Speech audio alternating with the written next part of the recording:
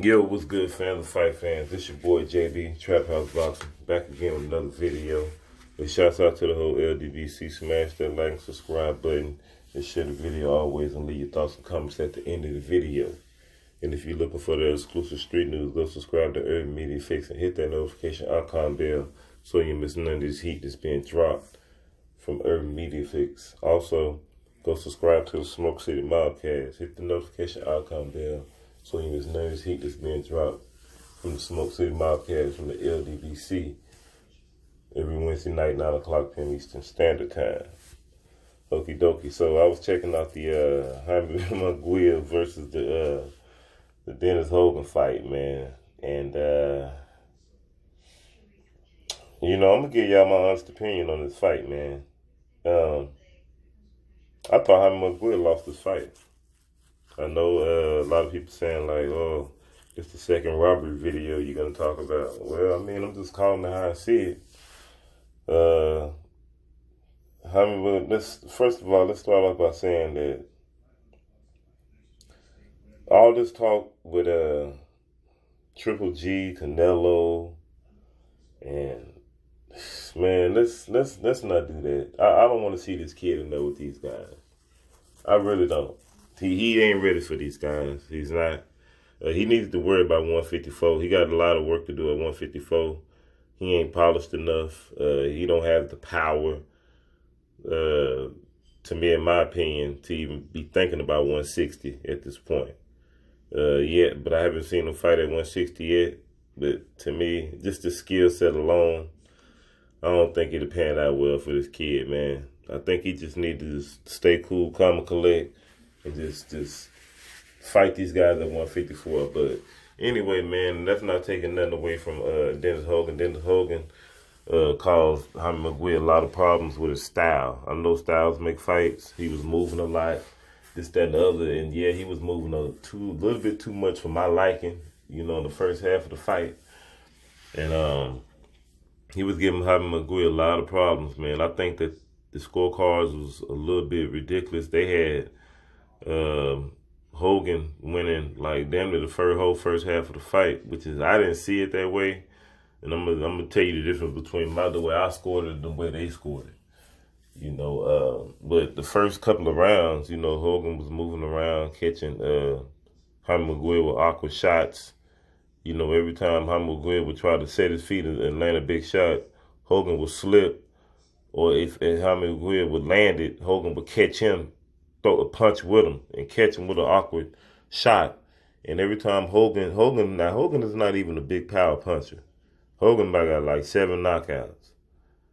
But he defeated the Jack Coquet, the one who Demetrius Andrade had fought over in Germany. But anyway, just to give you a little brief sum up of who he fought. I haven't looked into his resume like that. But this dude was wobbling, was knocking Jaime Munguia off balance, like a lot of times in the fight. A lot of times in the fight. I mean, his punches was more effective than Jaime Munguia. It looked like it had more of an impact on it. I'm gonna say this. Not unless Jaime Munguia needed to work on his balance or something, but he was getting caught. Defense is poor. Defense is poor. And Hogan, he got that little Aussie style, that Jeff Horn type style where he's moving a lot, throwing awkward punches. He know how to hit and hold and do all that. And Jaime Munguia, I thought that he did a decent good job of cutting out the ring a little bit. But Hogan was real agile in that fight, and it kind of made it harder for him to get anything going, get a rhythm going. But Jaime Munguia was catching Hogan with some good shots too. I thought after the second round, I think I gave Jaime Munguia I gave Hogan the first 2 rounds. I gave Jaime Munguia like the third, cause see, Jaime Munguia was starting to land that left hook to the body. And when he started landing the left hook to the body, he slowed Hogan down. And it started in the second or the third round, if I'm not mistaken. And around the 5th, 6th round, Hogan started being stationary. He started standing in front of Munguia. And that's when Munguia was started having the success toward the early and the middle rounds of the fight. Like I said, I gave him 3, 4, 5, 6. Let's see, 3, 4, 5, 6. And I think I might have gave him 7. And after that, but Hogan was still, fighting good enough to survive. It wasn't like a total domination. It's just that Jaime Munguia poured it on a little bit more. Hogan wasn't moving around as much, and he was more available and susceptible for to get caught more. But even when he was getting caught, his shots still had more of to me, more of a devastating effect on Jaime Munguia than Munguia had on Hogan. I can't remember the output, the punch percentage output. I think that Hogan maybe was a little bit busy. I don't know.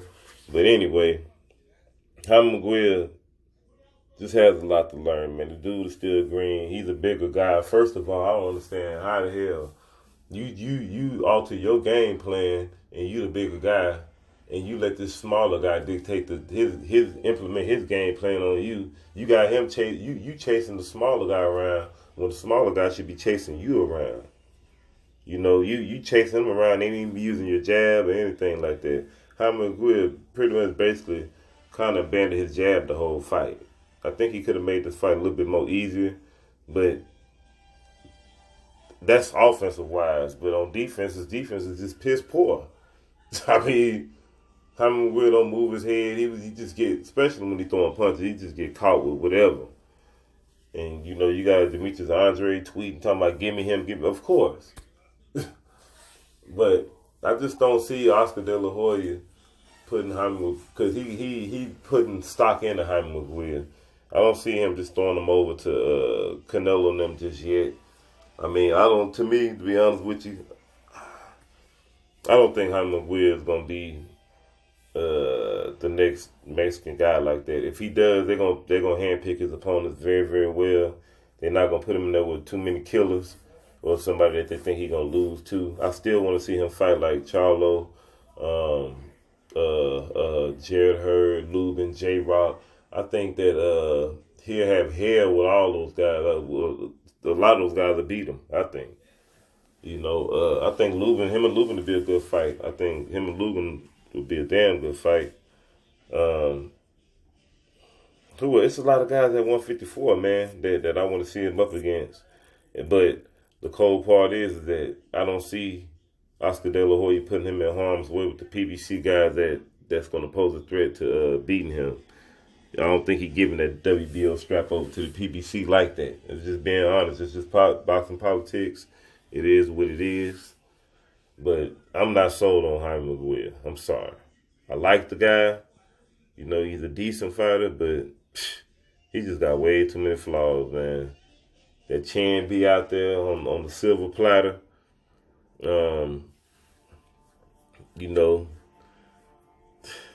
I just don't see it, man. I just don't see it. Like I said, he's not a smart fighter. On top of that, to me, in my opinion, he's not a real cerebral fighter. Just a pressure fighter.